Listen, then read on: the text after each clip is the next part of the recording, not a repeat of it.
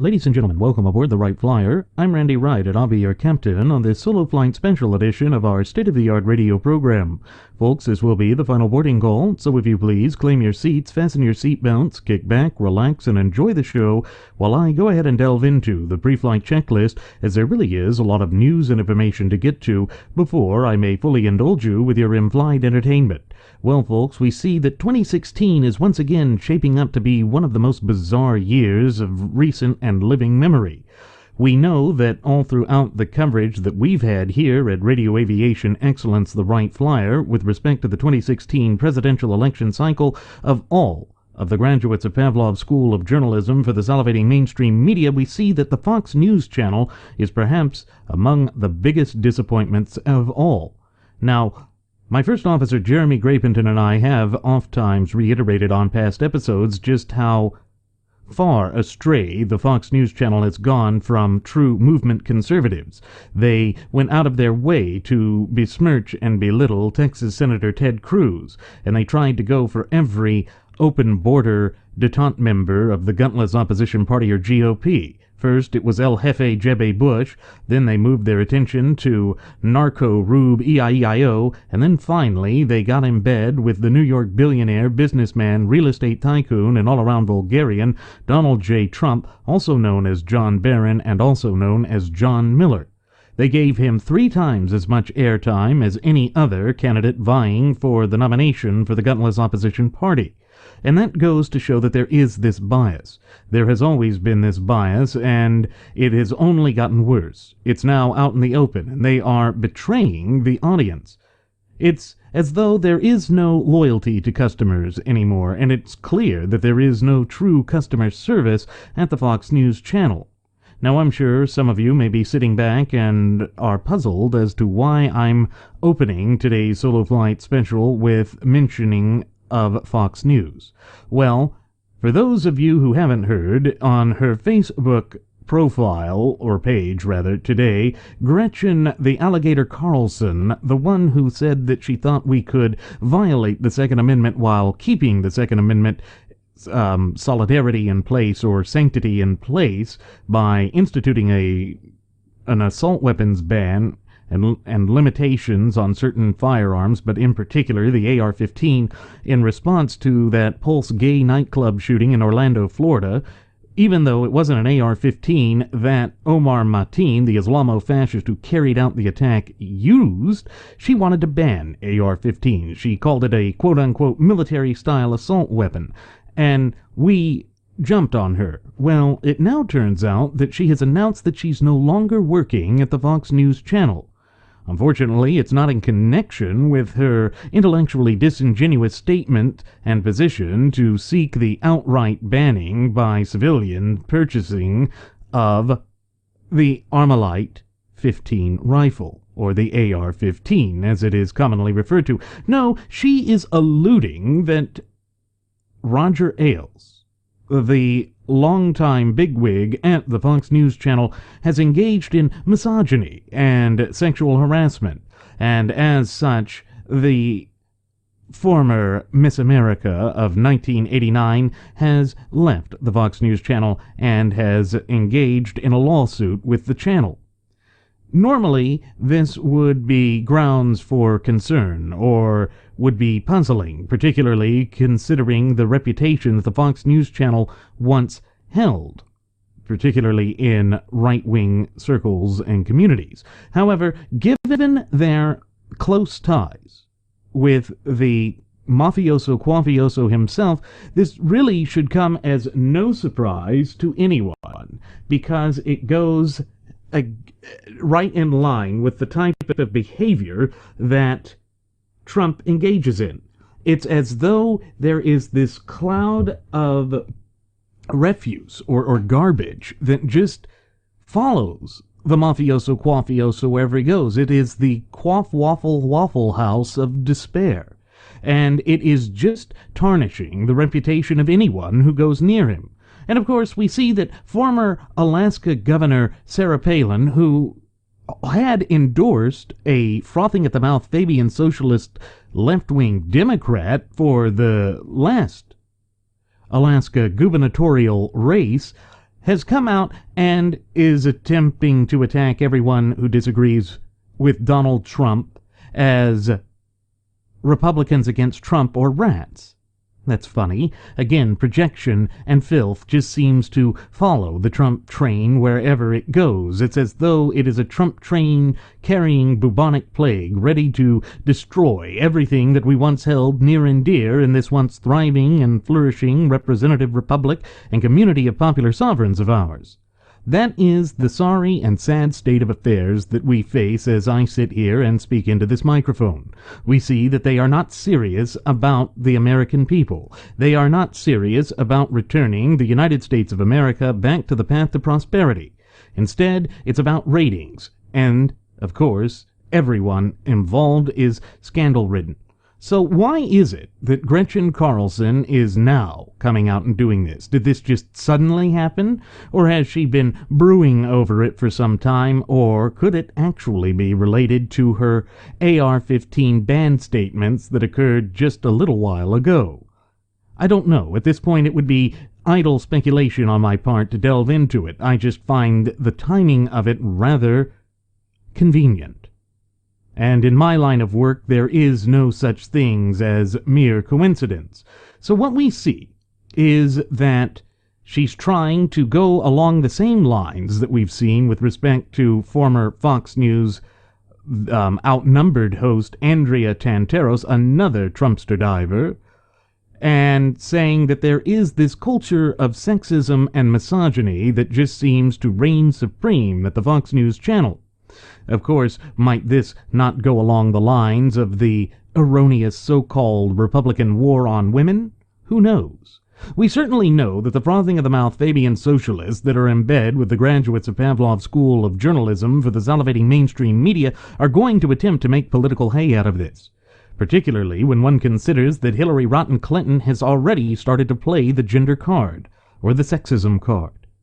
Just as Barack Hussein Obama made the race card threadbare here in the United States, do not expect there to be any difference with regard to Hillary Clinton and her attempts to go towards identity politics.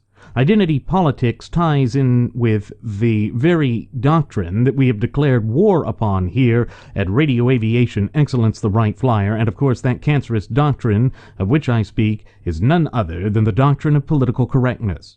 This is all designed to be utilized as a weapon to silence any sort of dissent that might arise against Madam Clinton and her deceptive dealings. But we see that 2016 is the year without accountability. It's the year where so many people are seeking for some sort of messianic figure that they will sell their principles by the wayside. And then those who are pulling for a tyranny of false unity are trying to say that those who are adhering to their principles are erroneously adhering to those principles, that they're being childish or selfish. Of course, that again is mere projection. Mere projection is becoming one of the most commonplace things that we see with those who wish to force a truly untenable situation upon the true ultimate wielders of popular sovereignty, we the people.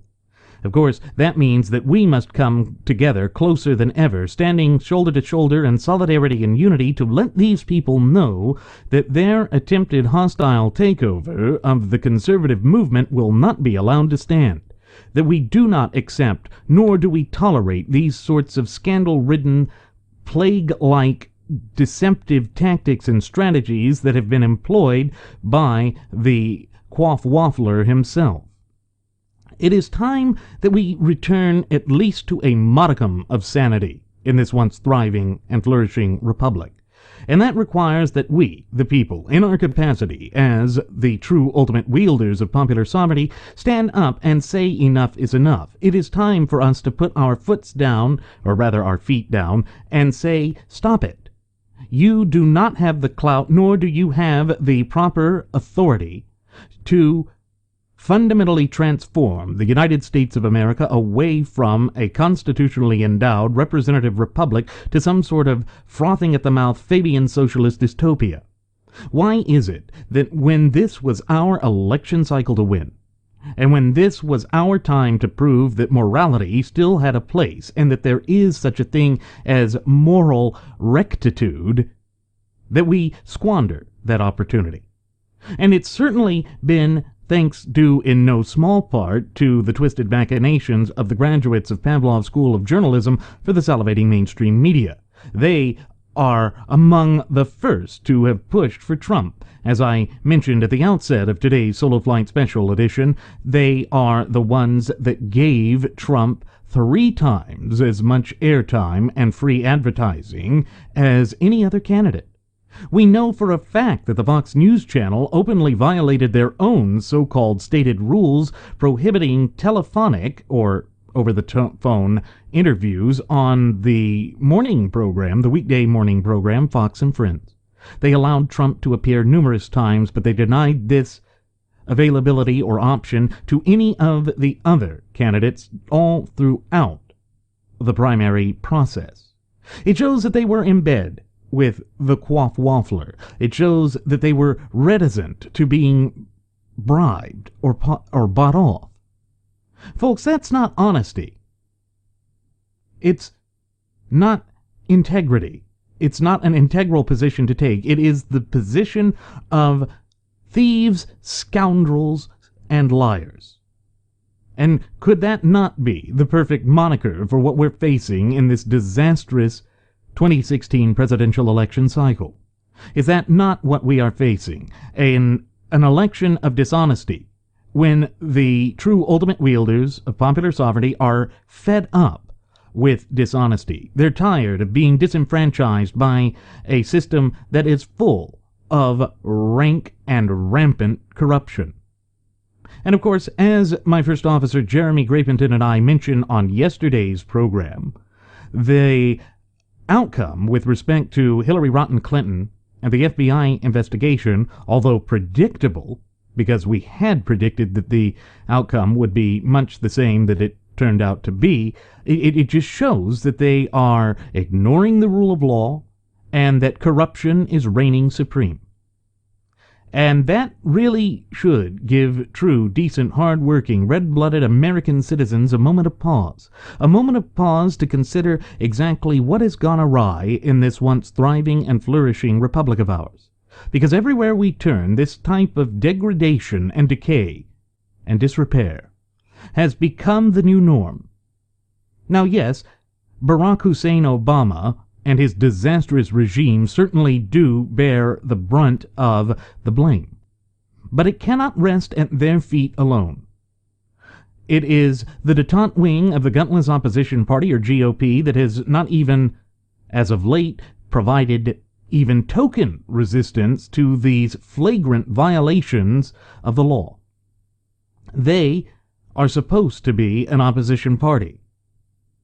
But they're not even providing token opposition. They're not even playing the part. They just roll over, play dead, capitulate, and collaborate with the frothing of the mouth Fabian socialists who have no other agenda or goal than the complete and utter annihilation of the United States of America as a representative republic, as a nation, and of course, as a people.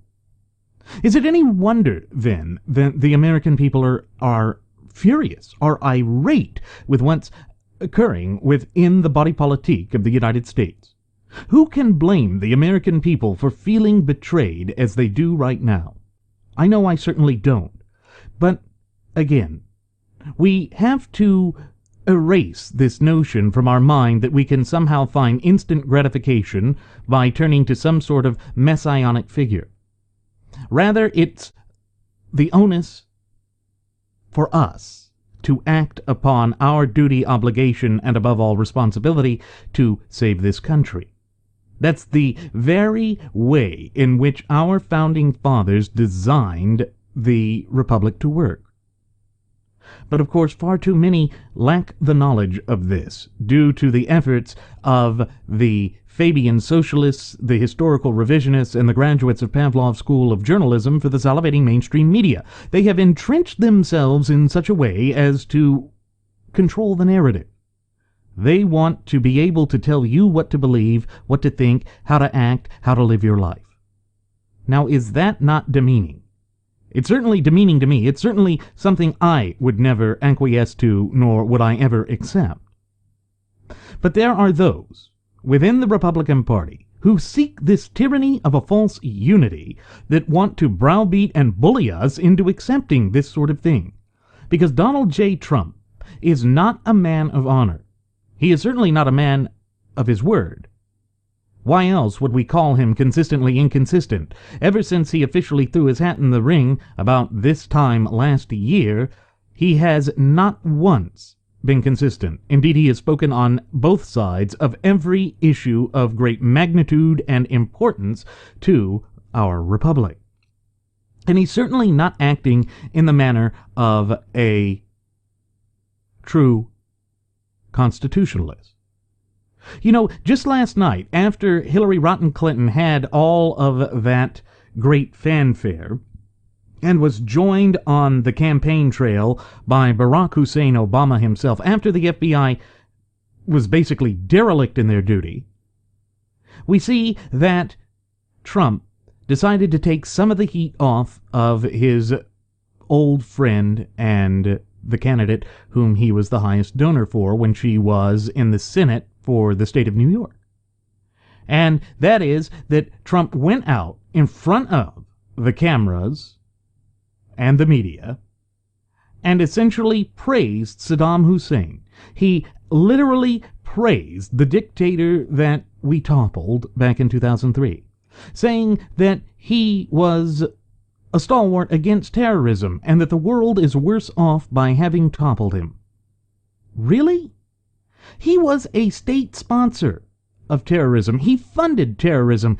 And one thing that the Donaldoff, Julius Caesar, Trumpolini, the Don Trumpolini, the mafioso Quafioso himself should fully understand is funding, since he himself has funded so many nefarious and diabolical people and politicians in America. Take, for instance, that he, as I just mentioned, had funded Hillary Clinton, but he also funded Terry McAuliffe's bid for the governorship of the state of Virginia and was donating money to him as late as 2014. Folks, this is not the sort of person whom should be entrusted with the reins of political power of this mighty nation of ours. That is only going to continue this accelerated deathward spiral that we are experiencing here in the United States of America as I speak into this microphone.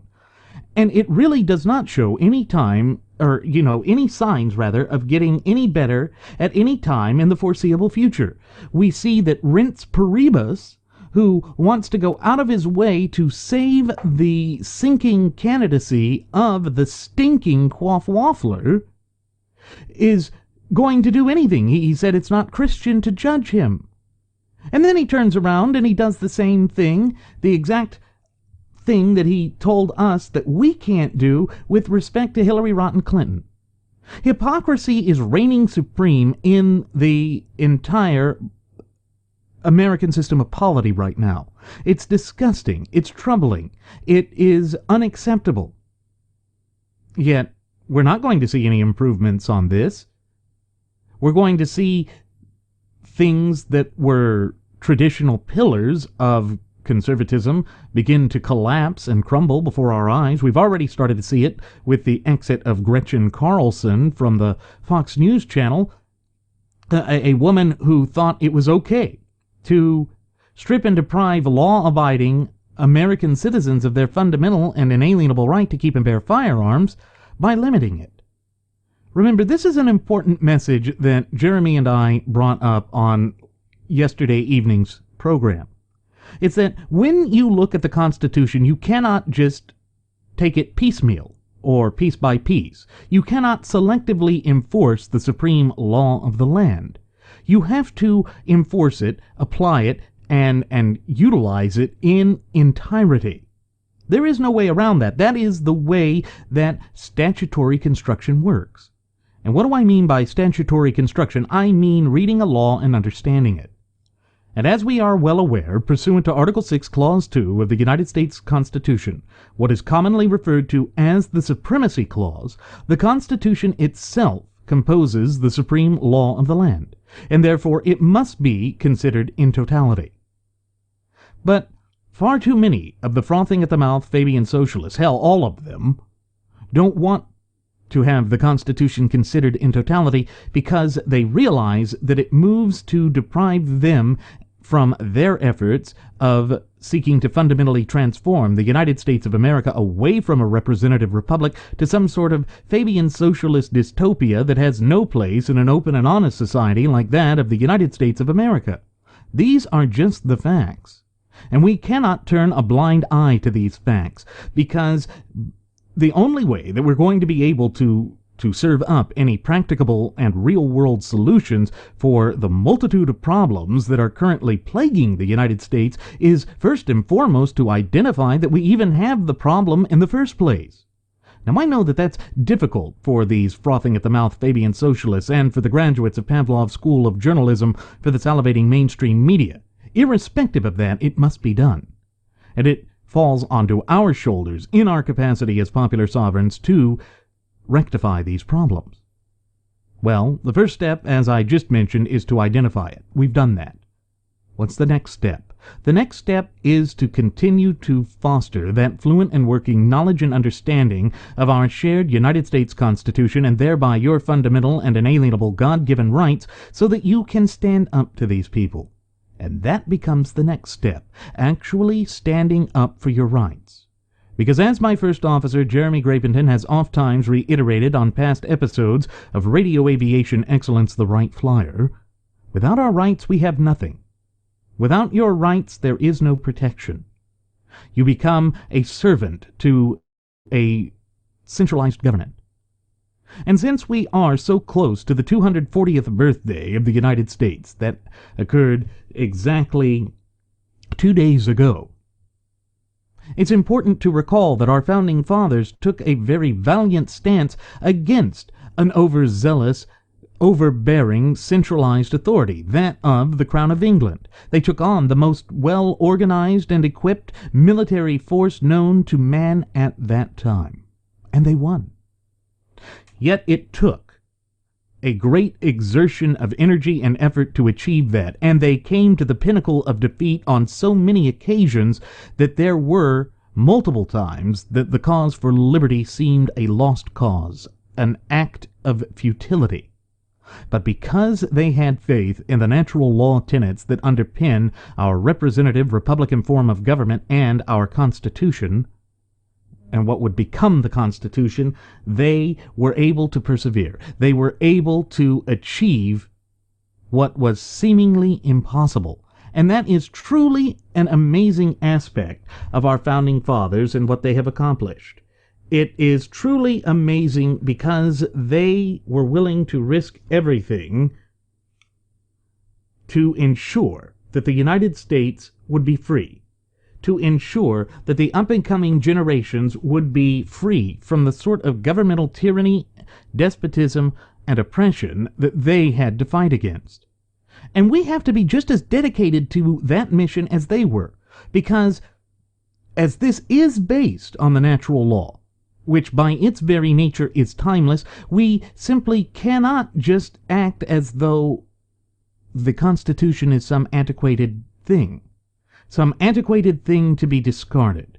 That's certainly what the frothing-at-the-mouth Fabian socialists and the historical revisionists that basically infest all of our institutions of education from coast to coast and border to border want us to conclude. They want us to believe that. They want us to feel as though there is no hope for a constitutionally endowed representative republic like ours, in which we, the people, are the true ultimate wielders of popular sovereignty. You see, when they can convince us that our position is fruitless, pointless, that any resistance to their twisted progressive machinations is an act of futility, that is when they begin to strip and deprive us of everything that we hold near and dear in this once thriving and flourishing representative republic of ours. We cannot allow that to happen.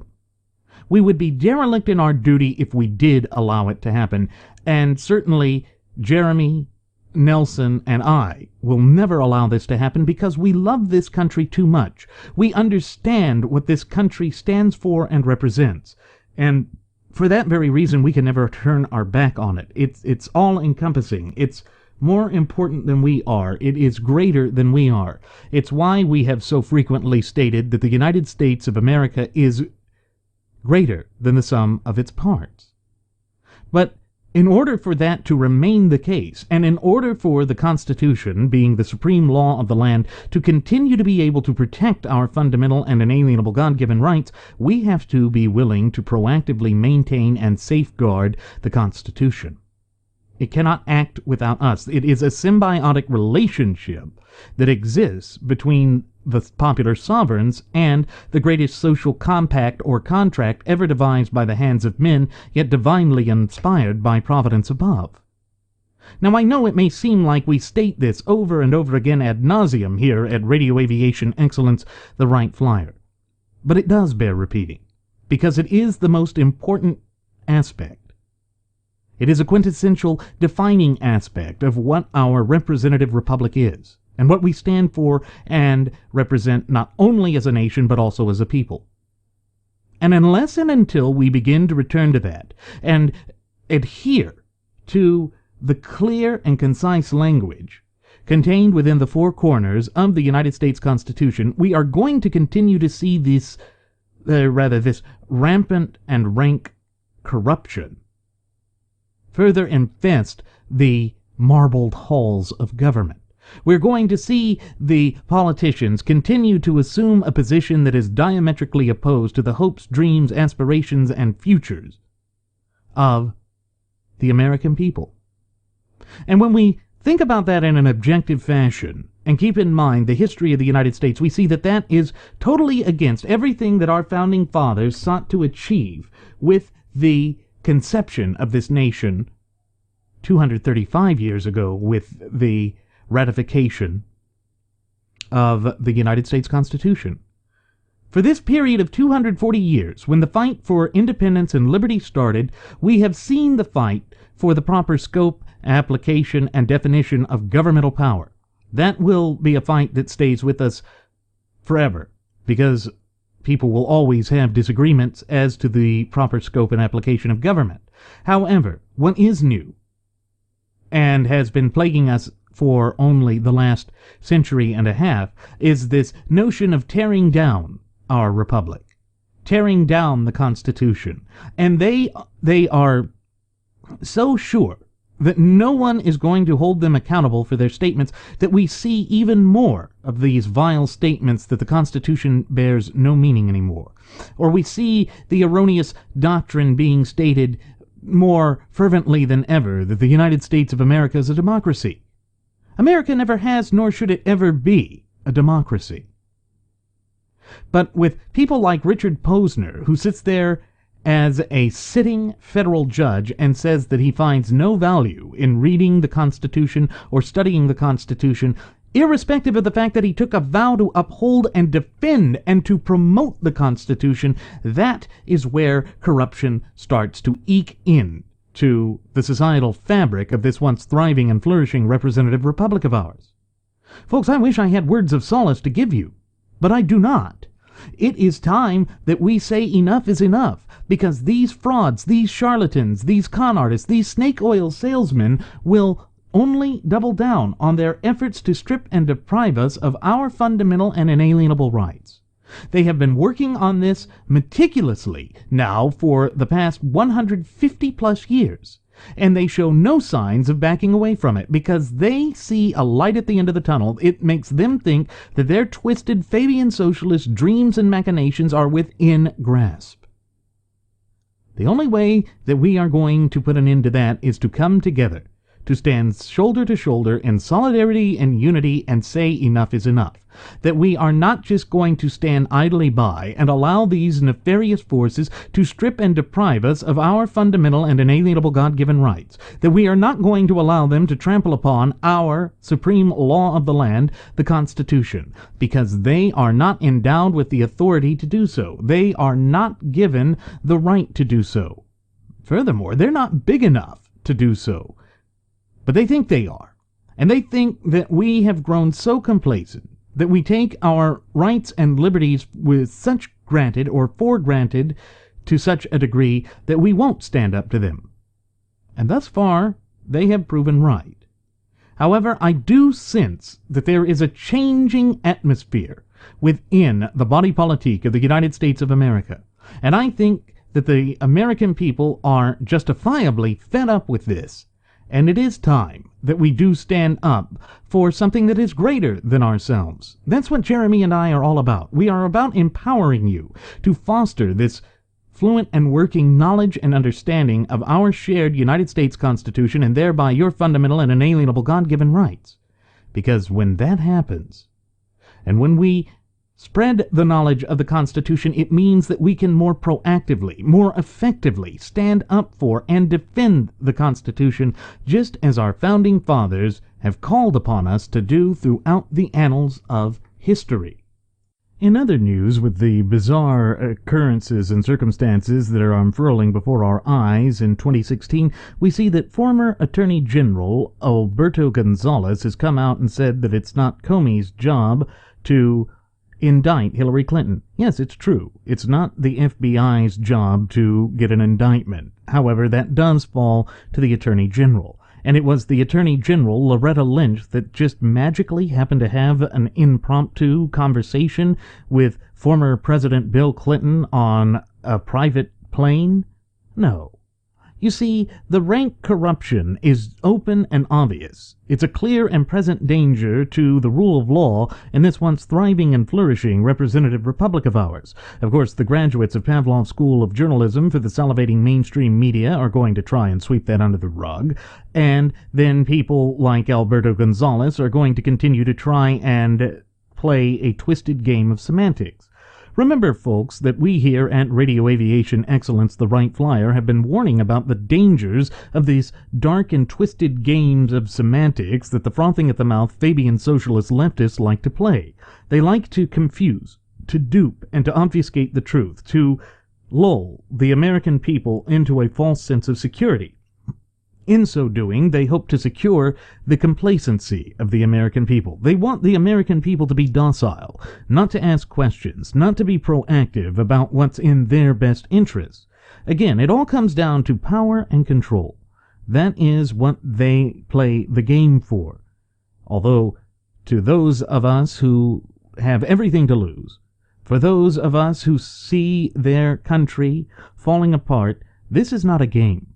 This is some Orwellian nightmare that seems to be unfurling before our very eyes, and it is quite clear that the political elites, those who currently wield the reins of political power in this once thriving and flourishing representative republic of ours, are doing everything in their power to stand in staunch opposition and to diametrically oppose all that we hold near and dear. That is something that must come to an end. That is something that cannot be allowed to stand. Because what they are doing, and this sort of chicanery that they are engaged in, is tearing this nation apart at the seams. Now, make no mistake about it, folks, that is their goal. That is what they intend to do. They want to plunge us into chaos and anarchy, because then they can redefine who we are. Recall that when Barack Hussein Obama was running for the highest office in the land the first time back in 2008, he went before the cameras of the graduates of Pavlov's School of Journalism for the salivating mainstream media and proclaimed that we were 5 minutes away from fundamentally and permanently changing the United States of America. At that time, it may have been a little bit difficult to ascertain what he really meant. But now, after the 2 disastrous terms of his regime, we have no doubt. We can be left with no doubt with exactly what he meant. And we see that what it comes down to is they are ignoring the old adage that is perhaps one of the strongest sayings that has ever been used to properly define the United States of America. And that old adage is this: that the United States of America is a nation of laws, not of men.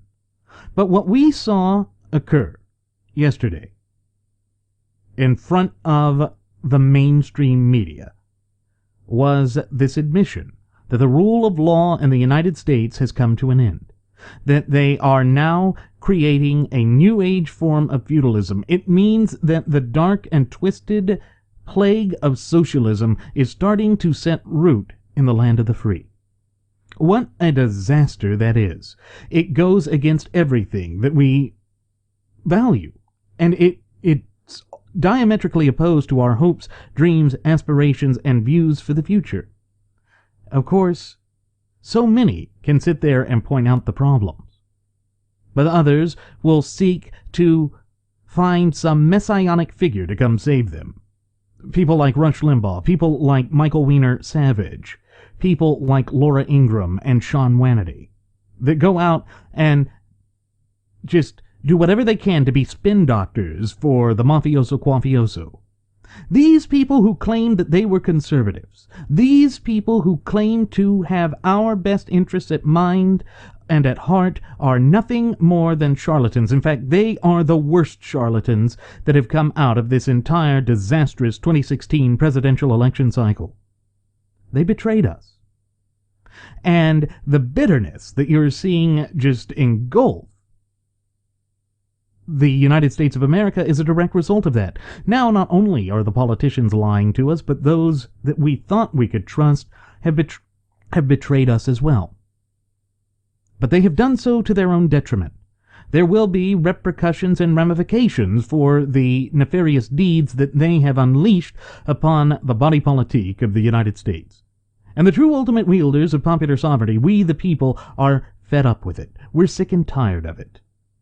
The Lion Branch Trumpidians need to be held accountable for unleashing this sort of madness on us. Sure. Yes, we can give blame to the detente wing of the gutless opposition party too.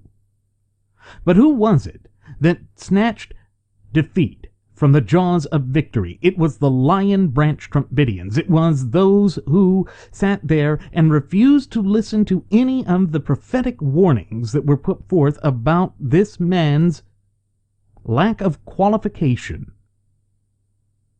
to wield the reins of political power in this country. They didn't want to believe it. They disregarded any and everything, and they to this day continue to disregard any warning signs that are put forth about the mafioso quafioso. They just want to pretend that it's not there because they suffer from acute ostrich syndrome. Except instead of shoving their heads in the sand, they shove it up their posterior. That's where we are as a nation and as a people right now. The so-called conservative movement is more hopelessly divided now than it has ever been.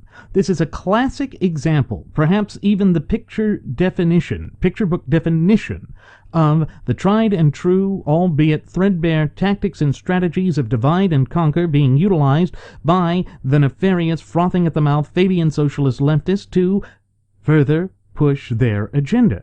And there can be no question that Trump has adhered to the progressive Fabian socialist agenda for the vast majority of his 70 years on this planet. He's not interested in the American people, because also for the vast majority of his 70 years on this planet, he has shown only interest unto himself. His own self-interest. That's what motivates him. That's what drives him. That's what allowed him to engage in rather seedy business dealings. You know, there is a difference between being a businessman and being a seedy businessman who's willing to destroy anyone and everyone just to reach his way to the top. Trump is more of the latter rather than the former, and that is not the type of characteristic that I want to see in a commander-in-chief for the United States of America.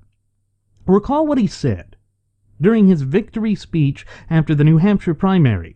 He said, we're all rich, we're greedy, we're going to get more money, more money, more money. This all plays into the Fabian socialist line. And yet all the while he continues to double down on the ridiculous position that he's accepted, that he's going to somehow attract the frothing of the mouth communistical followers and adherents to Vermont Senator Nerdface Bernie Sanders into the Republican Party, and that he doesn't need full unity in the party. What sort of tactic and strategy is that? How is that a conservative position? How can those who are pushing so adamantly for a tyranny of false unity justify this? Oh, I have to vote for Trump because he's better than Hillary, yet he's reaching out to disenfranchised Bernie Sanders voters? Bernie Sanders, who is an self-avowed socialist? That makes no sense whatsoever. That's not the type of fresh blood that we would want to be attracting into the conservative movement, unless, of course, we were diametrically opposed to conservatism. Unless, of course, we bought into the type of views that nerd-face burn-me Sanders believes in. And in the case of Trump, he does believe in the socialist type of view for trade policy and free trade.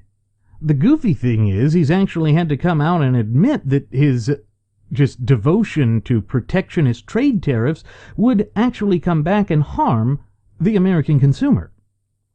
And when our economy is in such a weak state as it is right now, that is the last thing that we could afford to do. We could ill afford to do that right now. We are in a very precarious place and position. But when it comes to Trump, he doesn't care. For him, it's just about what he wants. And if it sounds good, if it can convince people that he is the great Wizard of Oz that can save us with his snake oil concoction, then he would be able to get whatever he wanted. Of course, we also know, because as we have reiterated on past episodes of Radio Aviation Excellence, the Wright Flyer, he has no interest in actually winning the highest office in the land. Rather, he's been there to annihilate all of the principled opponents who could have really given Hillary Rotten Clinton a run for her money. Instead, we are left with the weakest candidate, who has gone out and employed a scorched earth policy and tactic to hopelessly divide the GOP. That was his goal, and he has succeeded brilliantly at that. Why? In part because of the sellouts like Michael Weiner Savage, Sean Hannity, Laura Ingraham, and yes, even Rush Limbaugh. I hate to say that. I hate to see that that is what is plaguing the conservative movement right now. But we are full of a bunch of Judas Iscariots. They have taken their 30 pieces of dandruff and they want to sell the country's soul. And they think that there will be nothing from it. They think that this will be some idle, ship passing at the night, that there will be no problems. Well, nothing could be further from the truth. What we are seeing right now is a battle for the soul of the United States of America, and it shows no signs of improving at any time in the foreseeable future. We are deadlocked in this battle. And the problem is we are facing assaults from all sides. Now, I've seen dear friends of mine who have jumped on to the Trump train say that Trump is taking too much from the right. Well, of course he should take scrutiny from the right. When he assumes positions that are right out of the Communist Manifesto, and when he tries to play with propaganda like straight from the principles of propaganda as devised by Adolf Hitler's Minister of Propaganda, Joseph Goebbels, yes, he should be questioned. That is not a conservative position. That is not the way that a principled political movement is designed to work. That's what a charlatan does. That's what a tin-pot dictator does. That's what Barack Hussein Obama did. And haven't we suffered enough under the two disastrous terms of the Barack Hussein Obama regime? But no, we seem determined to place a charlatan and a huckster, a narcissist in chief, back into the White House, back into the Oval Office. Why? What good is that going to do for the American people? The answer is none. Now, they're going to they're going to go out and say that I'm misguided here. But I know for a fact that I'm not. And if Trump were to actually go out and prove that he stands up for and adheres to the Constitution, that he wouldn't open up the libel laws, that he wouldn't seek to trample upon our fundamental and inalienable right not only to keep and bear firearms, but to keep and hold property, then yes, I would have a serious moment of reflection, and if he really stood up for that and really did those things, then yes, I would say that I was wrong.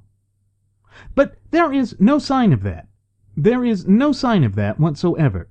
Instead, we see a man who has no grasp of the Constitution because, by his own admission, he found no value in the Constitution. A man like that isn't qualified to be our president. A man like that is nothing more than a disaster waiting to happen. This is the perfect recipe for the perfect storm of ruination to be unleashed upon this once thriving and flourishing representative republic of ours. And unless and until we start to come to terms with this, we are going to see these problems fester in a way that they never have before, in a way that is previously unimaginable. We simply cannot afford to allow this to go unchecked. But that's what the graduates of Pavlov's School of Journalism for the salivating mainstream media want to have happen. That's what all of these frothing-at-the-mouth Fabian socialists want to see happen, because they loathe and despise everything that the United States of America stands for and represents. We simply cannot tolerate it. We cannot stand up for it because they are threatening to take away all that matters in this country. When you stop and think about it, and look at this in an objective fashion, what is the one thing that defines us both as a nation and as a people? Why, it would be the supreme law of the land. That is a tenet that goes all the way back to Magna Carta, that was signed on the field of Runnymede in 1215 by the Barony of England and King John I of England of Robin Hood fame. Those tenets cannot, shall not, and will not, as long as I draw breath, be allowed to lapse, to be discarded by the wayside for some twisted ideology that has no place in an open and honest society like that of the United States of America. There's too much at stake. There's far too much at stake, and we see that the frothing-at-the-mouth Fabian socialists are so convinced now that they are within grasp of victory, that they're taking out all the stops, that they are just ready to bound down upon the United States of America and to destroy this very system of government that is the longest contiguous running or uninterrupted running representative republic in the entire course of human events. Why is that not taught? Well, again, it's because the historical revisionists don't want it to be taught. They don't want the American people to think of just how fortunate and blessed we really are to have this great natural law-based system that we do. Because deep down they know it goes against their propagandistic agenda, which is to enslave the American people to an overbearing centralized government. And yes, folks, Donald J. Trump is an acolyte of that point of view. He has always been one who supports big government. Look at the way that he didn't want to return the quote-unquote federally held lands in the westernlymost states of the United States back to the people. Why not? Oh, because he didn't think that they could maintain the great lands and that only the federal government could do that. No, wrong, incorrect. But that is the position he holds. That is who he is. He is an authoritarian at heart. That's what he has always been about, and he's run his own business empire like an emperor. He has that authoritarian streak. And yes, while that may work for business, it damn sure does not work for the highest office in the land. The United States of America is diametrically opposed to having an authoritarian at its helm. That's destructive, it's dangerous, and more openly than that, it's moronic and stupid. Yet, here we are. People wanted to ignore the truth. People continue to want to ignore the warning signs that are open and obvious for anyone who looks at this in any form of an objective fashion. That's where we are, folks. And the onus of the duty and obligation and responsibility to bring this country back to the path of prosperity falls squarely on our shoulders. No one else has that duty. No one else has that obligation, nor does anyone else have that responsibility. But the way that the frothing-at-the-mouth Fabian socialists have infested and infiltrated all of the pillars of society, they have slowly, in incremental fashion, pushed the United States of America further and further away from its foundational roots. And now there are people who say that we cannot go back to the original Constitution. We have to go by how it is being enforced now. Bovine excrement! Bovine excrement! What a ludicrous argument. That is a cop-out. No, The way we go back to prosperity in this country, the way that we return a modicum of sanity to this country, is to go back to strict adherence to the clear and concise language contained within the four corners of the United States Constitution. Nothing else is acceptable. And yes, if that seems like it is a fundamentalist or fanatical position, well, it needs to be, because they are the ones that keep redefining it. And oh, by the way, that means that our founding fathers were frothing at the mouth fundamentalists and fanatics as well. Well, if they were fundamentalists and fanatics, then color me a fanatic too, because I would be among the best company. You see, this is why it is so important that we foster that fluent and working knowledge and understanding of our Constitution, and thereby our fundamental and inalienable rights. Because then it allows you to see just how ludicrous some of these positions and statements really are, and that they do not coalesce with what is necessary and what is in the best interest of the United States of America, both as a nation and as a people. Yes, there are hard and dark and dangerous, painful times ahead. But remember the other old adage that comes to mind with all of this: with no pain, there is no gain. And if we are to regain our country, then we are going to have to go through the painful minefields. Nobody wants to go through this. Nobody wants to have to do this. We have been forced to do it, but do it we must. To have freedom, we have to have duties and obligations.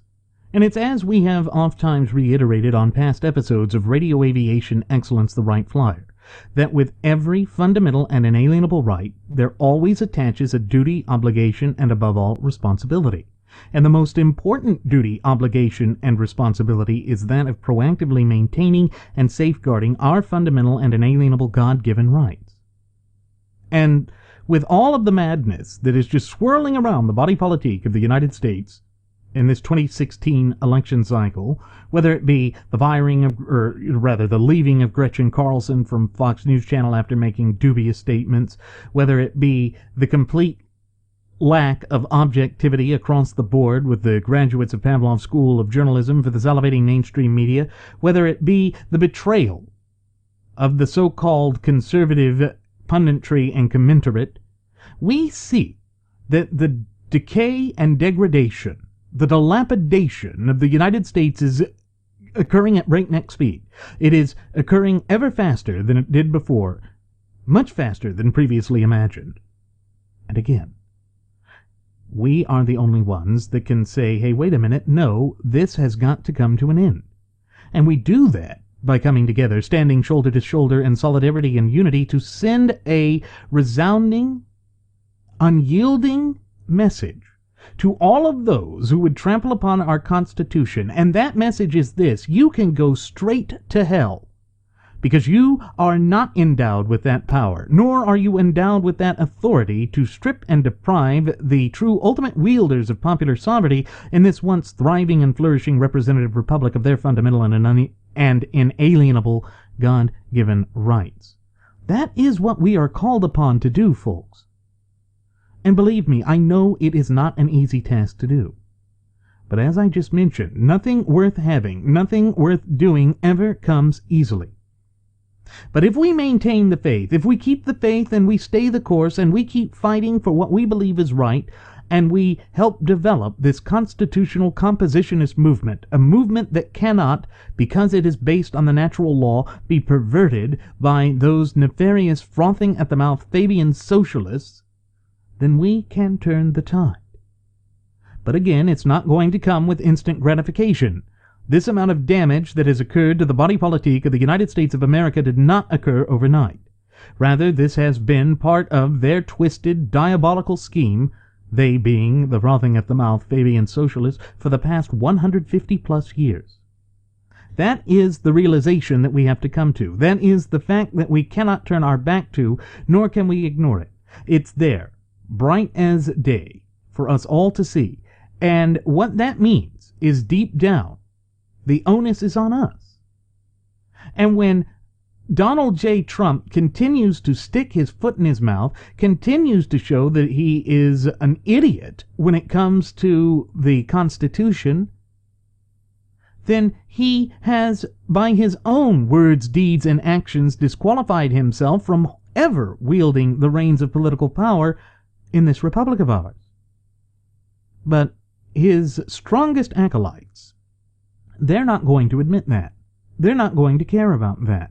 They're going to say that I'm part of the establishment for pointing out that he doesn't want to stand by the Constitution. Yet, if you go back and you listen to the history of our episodes, the entire portfolio of radio aviation excellence, the Wright Flyer, stretching all the way back to our premiere episode on September 11th of 2015, you will see that we are the furthest thing from the establishment you could be. That we are dedicated to the Constitution, that is the only thing that we, indeed any of us, are called to swear allegiance to. Yet Donald J. Trump had people on multiple occasions swear an oath of loyalty to him.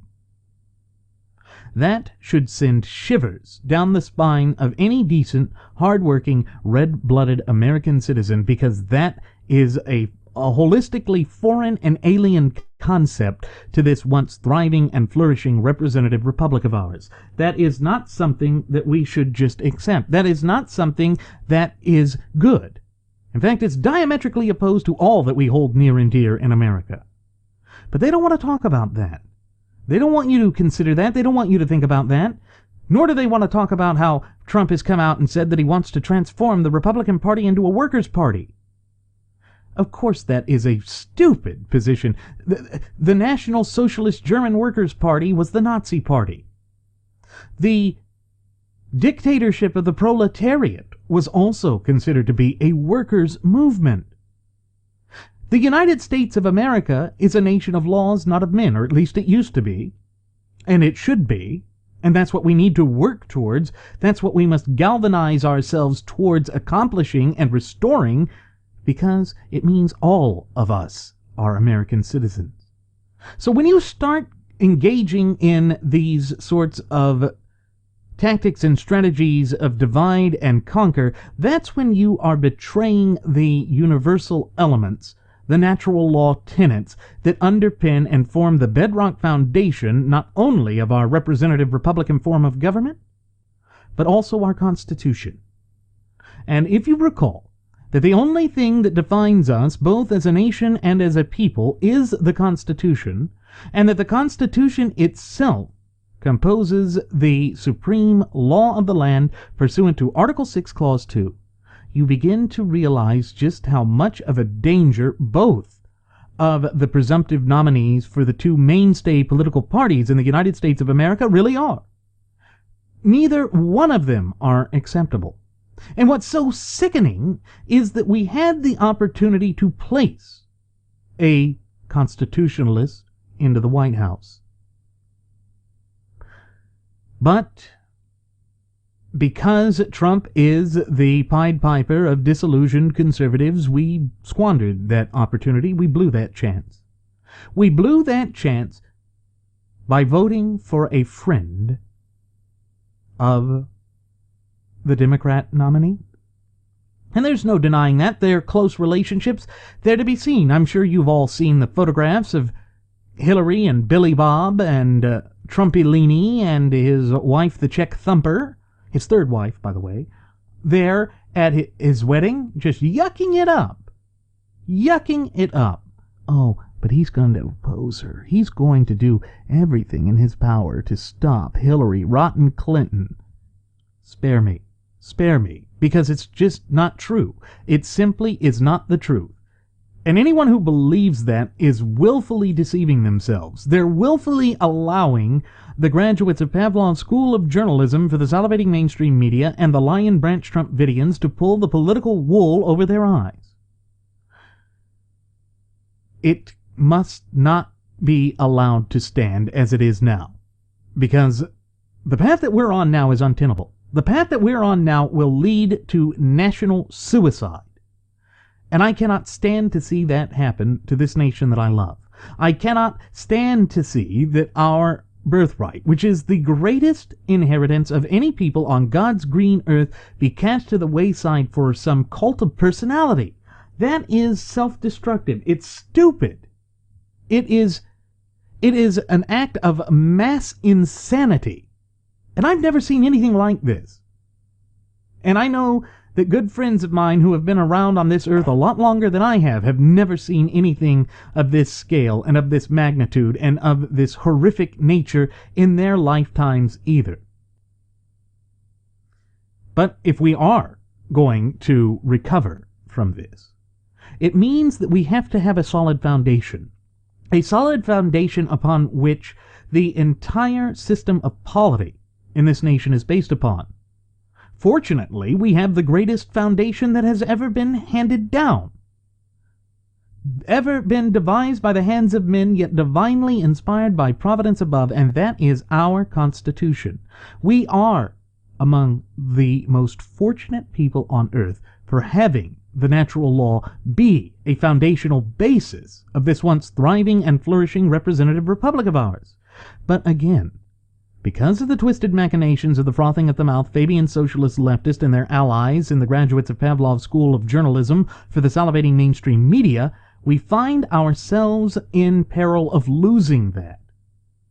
And Donald Trump is not the solution for that. Donald Trump is not going to save this country. We need to stop looking for some messianic figure to ride down on a quaff-shaped cloud, showering dandruff pieces on us that magically heal us, because if it sounds too good to be true, guess what? 9 times out of 10, it is too good to be true. One of the things that we can say about all that's been happening, going back to that Gretchen Carlson story that I opened the program with today, folks, is that this is a bit of karma coming around and getting back at those who carried out these twisted machinations. There's no denying that this is a bit of political payback, in a sense, to the network that sold out its conservative principles. And just as what's happening in the Fox News channel is unfurling before our very eyes, I think we're going to see something like that play out at the convention. Yes, they're now trying to say that the odds are very much against any type of revolt occurring, or successfully occurring, rather, at the convention floor in Ohio, but I'm convinced that it will. I'm convinced that the anger that's there is justified. It's a righteous anger. It's a true anger because, again, we have allowed the graduates of Pavlov's School of Journalism for the salivating mainstream media to choose our nominee for us. And I thought that that was one of the greatest lines of anger that has been espoused by the Lion Branch Trumpidians. Because, clearly, that was one of the things that they said. They didn't like the fact that Mitt Romney was chosen by the media. They didn't like the fact that before him, John McCain was chosen by the graduates of Pavlov's School of Journalism for the salivating mainstream media. But just look at the disparate treatment that Donald Trump has received as opposed to any other candidate vying for the highest office in the land. He got 3 times as much air coverage as any of his Republican rivals. Where does that put us? What does that say? It says that we are facing this untenable situation in this once thriving and flourishing representative republic of ours. That once again, empty, shallow, hollow, and meaningless platitudes have accepted true political discourse in America.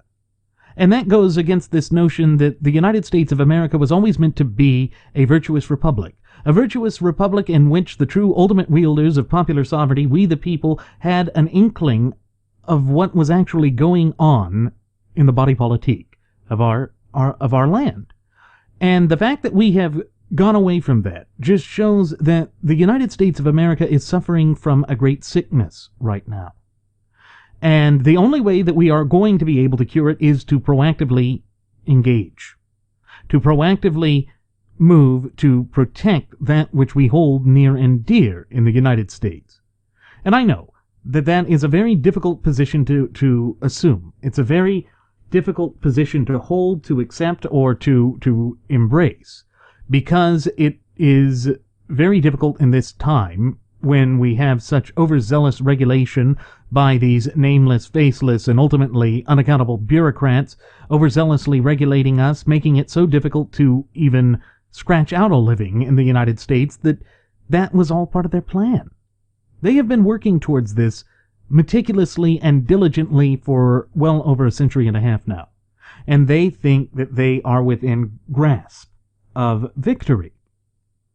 And make no mistake about it, folks, if they do achieve victory, it would be very bad for the United States of America, not only as a nation, but also as a people. We here at Radio Aviation Excellence, the Wright Flyer, are dedicated to empowering you.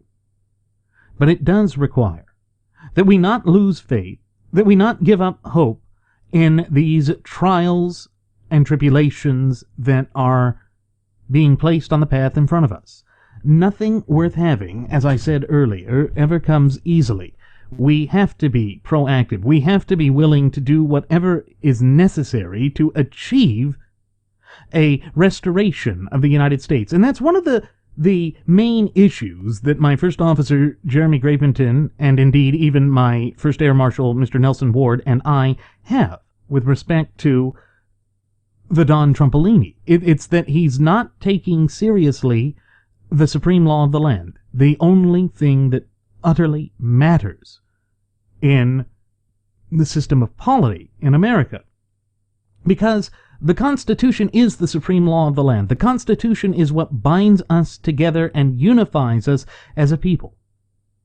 There is no nation without the Constitution, because the Constitution defines our citizenship. It mandates the proper scope and application of government. And granted, I know we may sound like a skipping record, repeating this ad nauseum, but it must be repeated. It must be ingrained in our hearts, souls, and minds because it is of the utmost importance. Anything else is what would be known as penultimate, meaning it's a sideshow. It's a distraction. But one of the things that we see with respect to the presumptive nominee for the gutless opposition party, or GOP, the New York billionaire, businessman, real estate tycoon, and all-around vulgarian, Donald J. Trump, also known as John Barron and also known as John Miller, is that he goes out and he says the damnedest things, particularly right after some bad news is going out against Hillary, and it's as though he wants to take the heat off of her. It's as though he wants to go out of his way to assume some position to where he is in the spotlight again. That's his narcissism boiling up and bubbling up to the surface again. It's open and obvious, clear as day for anyone to see. But so many have willfully closed their eyes to the truth, because they don't want to see there to be any problem with the candidate, because they project their own hopes, dreams, and aspirations on him. That's one of the main reasons why Trump has never really expounded upon his policy positions. He has no policy positions. It's why he chickened out of so many debates. Now, you can say I'm wrong. You can say that I don't have a clue as to what's happening here, but that is there. That is the truth. That is who he is. And the sands of time will prove me right, just as they always do with this sort of thing. Now, I don't want to see the United States of America suffer as it has been. I don't want to see us go down this this path of pain and suffering. But because of the way that things have unfurled and unraveled, it's unavoidable now. We cannot avoid it. It is there. It will be there to face us, and we must, in our capacity as popular sovereigns, accept responsibility for our own deeds, words, and actions. Are we going to be the ones that capitulated and gave up on this great experiment, this longest lasting representative republic in all of human history? Or are we going to take a noble stance that shows that we are still convinced and that we are still dedicated to ensuring that the nation that our founding fathers handed down to us will continue into posterity? Now, that may sound like it's more of an epic tone than what's really there. And so many people are convinced that the political headwinds are not as dangerous as they are. But stop and ask yourself, when you see that criminals are allowed to go free, when you see that there are two separate codes of law that apply, one to the elitist and one to the rest of us, can you not see that there is danger, that there is an open and obvious threat to legality and to stability? Because it is. That is what we are facing. There can be no question that that is what is facing us. That is the apparition that is coming out of the nooks and crannies, the penumbras of the dark and twisted Fabian socialist movement. And unless and until we come together, we band together in solidarity and unity, standing shoulder to shoulder to resist this tyranny, and to show these charlatans exactly who is the true ultimate wielders of popular sovereignty in this once thriving and flourishing representative republic of ours, we are going to continue to suffer this accelerated death spiral of the United States. Moral relativism, historical revisionism, political correctness, and laziness, corruption, they are all symptoms of a greater problem. And that greater problem is the abandonment of the natural law tenets that underpin not only our Constitution, but also our representative Republican form of government. The further that we distance and divorce ourselves from the Constitution, the greater the magnitude of the problem and the torrential destruction that we are facing becomes. It also means that the entire struggle that is amassing in the distant horizon is going to be that much longer to traverse through and that much harder to survive. But if you think about the true history of the United States of America, we have overcome every obstacle and adversity and hurdle that has ever been placed in our path. And all of the nefarious forces that have attempted to destroy us have made one common, fatal error. They have underestimated the will and the resolve of the American people. That is why now, more than ever, we must keep our chins up. We must not become despondent. We must not fall into despair. Rather, we must come together and say enough is enough. Is that not an empowering feeling and an empowering message to realize that you, in your capacity as a popular sovereign and citizen of the United States of America, have the power to place this nation back onto the path to prosperity? But you have to realize that, and you have to be willing to proactively engage and act upon that. And so that is the entire modus operandi of the constitutional compositionist movement.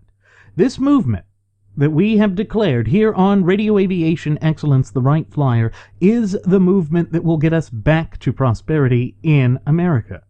Because if we keep in mind exactly what it is that is the key to restoring the United States of America to prosperity, that key is none other than the United States Constitution. It is a key that has been with us for 235 years, longer than any other nation on the face of this planet.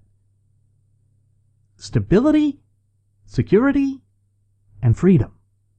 Pure liberty is found within the four corners of that document.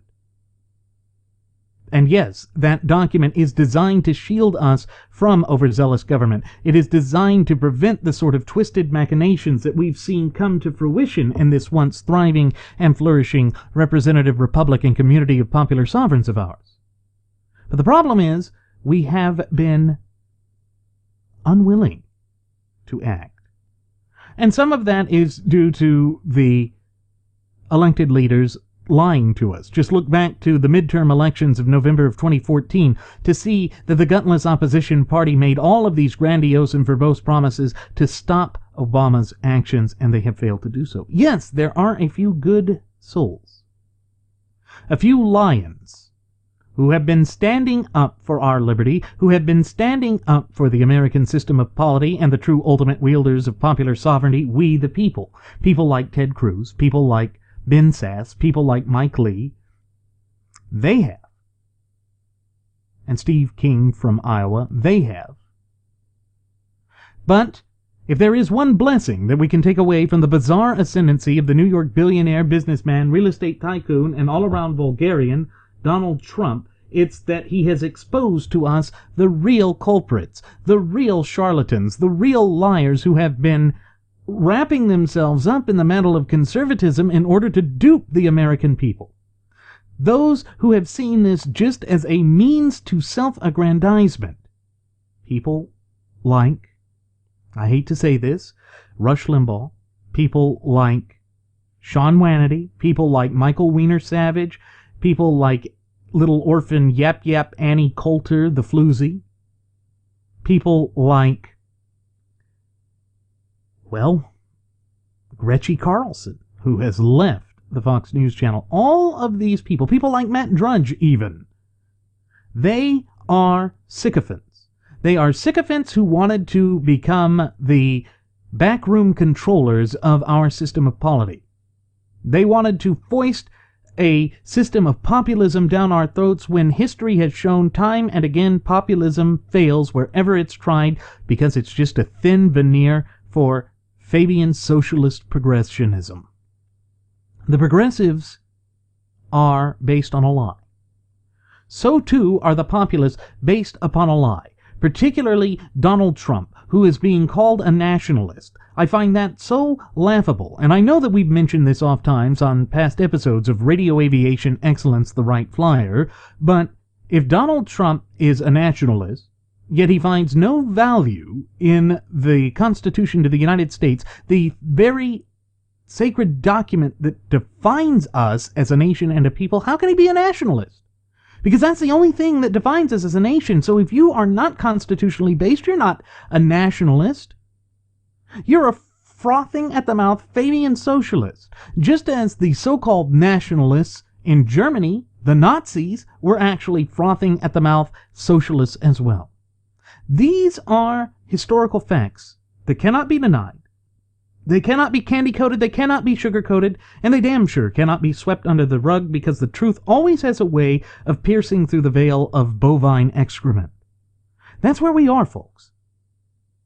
And unless and until we are willing to address this, just as unless and until we are willing to properly identify the Islamo-fascists as the external threat to this once thriving and flourishing representative republic of ours, we are going to continue to encounter the problems that are plaguing us. And things will not get better. We will continue to go down this path of ruination. Of course, that's exactly what the graduates of Pavlov's School of Journalism for the salivating mainstream media and their Fabian socialist allies want, because they have been dedicated to that for the past century and a half. The onus is again upon us, and I know that I have said this, but it must be understood. Because we must stand up for what's right. And we see that so many people who have been claiming to stand up for the rule of law have actually been betraying us. People like Trey Gowdy, people like California Congressman Darrell Issa. They give these wonderful rah-rah shish-kimba type of pep rallies in which they go out for the cameras and play the part of being a stalwart for justice, being truly convicted for our principles. And then they allow it to drag on and on and on and on, and then they bow down and capitulate. They betray the true ultimate wielders of popular sovereignty, we the people. What a disgusting course of events that is plaguing the United States of America right now. And we can't ignore it, folks. It is there. They have allowed this to occur. They have been derelict in their duty. They have gone forth with a dog and pony show in order to dupe and deceive the American people. But it's not going to end there. I hate to say it, folks, but it's not going to end with them. Because as long as Donald J. Trump, the New York Bulgarian, continues to be the presumptive nominee of the gutless opposition party, or GOP, or God forbid actually clinches the nomination at the convention later this month, and what, a little less than 2 weeks away from now, we are going to see a massive deception be unfurled upon the American people. The signs are already there. It is already starting to unravel before the cameras of the graduates of Pavlov's School of Journalism for the salivating mainstream media. It is open and obvious for everyone to see if they are willing to look at it at in an objective fashion. But far too many people are just unwilling to look at it. Far too many people have drunk the quaffade and have become willfully blind to the truth that is right there in front of them. And that is such a dangerous position for the United States of America to be in, for any of us to be in. We have to overcome these problems. We must overcome the adversity and hurdles that have been placed in our path. That is what our founding fathers would expect and demand of us. And I know that's not an easy position, but we will do it. We will do it because there is no choice. We are the last best hope of freedom left on this earth. We are the last bastion of freedom. And we are the longest contiguous, running, constitutionally endowed representative republic in all of the course of human events. No other nation on earth has accomplished what the United States has in her relatively brief yet illustrious history. No other nation has been such a force for good, and the reason that we have been such a force for good is because when you look deep down into the roots and foundations of America, you see that we are based on the natural law, and that the natural law, being divinely inspired, handed down to us, inscribed upon our hearts, our souls, and our minds, that is good. It is a good thing. It represents all that is good and decent about humanity. And yet, we see that even the presumptive nominee for the gutless opposition party, the quaff waffler himself, has proclaimed that he's found no value in it, no inherent value in it whatsoever. Then why is he even seeking the highest office in the land? Why would he even want to become President of the United States if he doesn't believe in what the United States stands for and represents? Oh yes, sure, he could have a change of heart. He could magically pull his quaff to the side and then assume one of his alter egos, either John Barron or John Miller, and claim that he's all about the Constitution and that we should just believe him because he's a terrific businessman. He's built this bigly tower with his smally hands, and he's all about business, and he's a great businessman that's declared bankruptcy more times than I care to admit. What a charade, what a farce, what a lie. And it is the worst type of lie that has ever been orchestrated on the American system of polity and living memory. It's disgusting. It is unprecedented. It is unacceptable. Yet here we are, this untenable situation unfurling before us in an election cycle that was ours to lose. We blew it. But it's not too late. The convention has not happened yet. Though that time is fast approaching us, the window of opportunity is fast closing on us, America. But as long as we remain vigilant, as long as we come together in solidarity and unity and voice our rejection of those nefarious forces that would do everything in their power to strip and deprive us of our fundamental and inalienable God-given rights, irrespective of what political party or faction they belong to, then not all is lost. There is still hope. There is still an ability to turn things around. But are we prepared to take the prerequisite steps to achieve this, to see this carried out as it must be carried out? Are we willing to take on the dangerous and difficult task before us? I think we are. I think that that is the true national heritage, character, spirit, and above all, identity of the United States of America. We have never bowed down and capitulated. We have never surrendered in the face of adversity. We have always stood up for the greater good. And even though the frothing at the mouth Fabian socialist leftists have gone to such great lengths and extents to deprive that and to eradicate that from our national consciousness, because their system's based on a lie, it will fail. Because if you recall what Aristotle said in his Art of Rhetoric, people gravitate to the truth. People understand the truth and are more willing to readily accept the truth than a lie. And the Fabian socialists and Donald J. Trump's conservatism, all of that is built upon a lie. It is a glaring, open, obvious lie. It is a deceitful position and an intellectually disingenuous position of the worst sort. And the fact that Reince Priebus wants to go down the path with the Donaldoff, instead of seeing the righteous indignation and anger that is boiling over in the hearts of the true ultimate wielders of popular sovereignty, we the people, it shows that they would rather have Hillary Clinton in. Because there is no chance in hell that Donald J. Trump can win. There is no chance in hell. He alienates far too many people. He is a vulgarian of the worst sort. And he is a liar. He is a fraud. He is a charlatan, a huckster, a con artist, and a snake oil salesman. He is the P.T. Barnum of our era.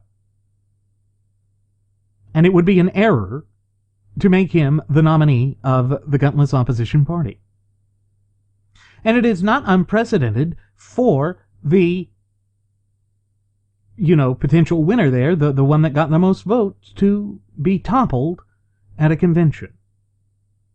In fact, that is the very purpose of the convention. It is designed to protect the party from having a charlatan, somebody who is attempting to hijack it and irreparably redefine the purpose of the party, from being able to assume the position of leadership. That is what must be done. That is how we must come to this. That is how we must fight.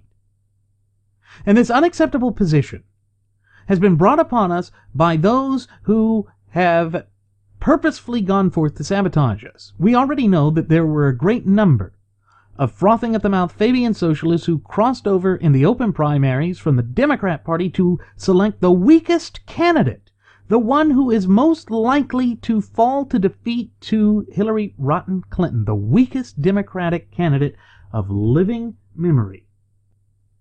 They did that. And yet Trump is so arrogant, he is so egomaniacal, that he goes out and he says that that is him bringing fresh blood into the party. But then he says he doesn't want full unity in the party. He doesn't need us. And that he'll bring in disenfranchised Bernie Sanders supporters. Socialists? Socialists? That's how you're going to save this country? When the problem that's facing this country is divorcing itself from the Constitution, but you yourself have said that you find no value, no inherent or intrinsic value in the supreme law of the land. Go to hell, Mr. Trump. Please, just go straight to hell. You are not qualified to be President of the United States. Neither is Hillary Clinton, for that matter. But the one who poses the most significant threat to our vitality as a nation right now is the one who's the most deceitful.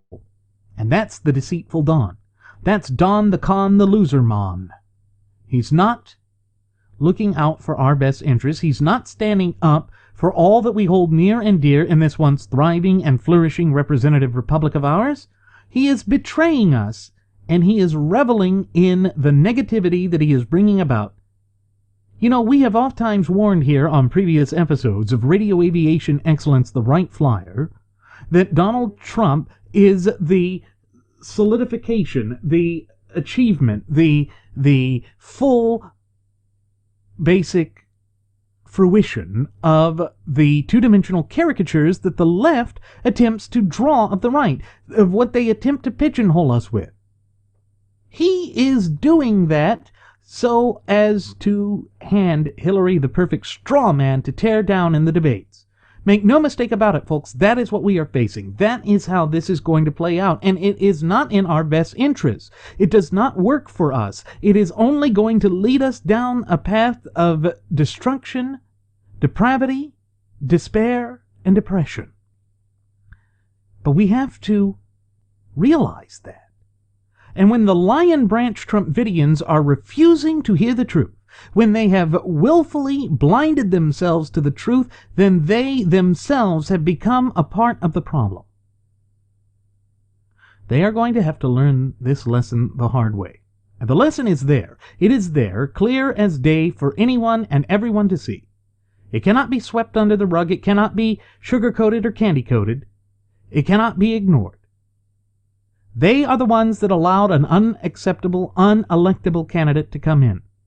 And they are going to try and make true constitutional compositionists and true constitutional conservatives the scapegoat for their ultimate failure. Hell, they're already trying to do so. They have been ever since Ted Cruz suspended his campaign for the highest office in the land. And they do that because it can't be their own fault. It can't be their own shortcomings. It can't be their own aggressive and willful blindness that brought about this untenable situation. No, that's too painful for them to admit. That's too painful for them to accept, and therefore it must be anyone and everyone else's fault other than their own or that of their fearless leader. Well, guess what? I have news for you. It is your own fault. You cannot lay the blame for this disaster that is looming for the general election slated for November of this year at our feet. It is not our fault. We have gone above and beyond the call of duty to try and warn you. We have not stuttered when we said that he is unacceptable. Never Trump means never Trump. Never, ever, ever. Because he is a liar. Just like Hillary. And just because we are not voting for Trump does not mean that we are voting for Hillary. You can say, yeah, third party, it just automatically means bovine excrement. The Republican Party started off as a third party. Why don't you read your history? They don't want to do that. That requires effort. That requires work. But folks, as we have always promised you here at Radio Aviation Excellence, the Wright Flyer, the truth has a way of shining through, and it will. Now, with that said, it is time to send the flight attendant back for one last round of alcohol. I guarantee you, folks, she's not bizarre. She's just there to pour you some alcohol. As always, folks, I'm your captain, Randy Wright, and I want to thank you for tuning in to the Wright Flyer.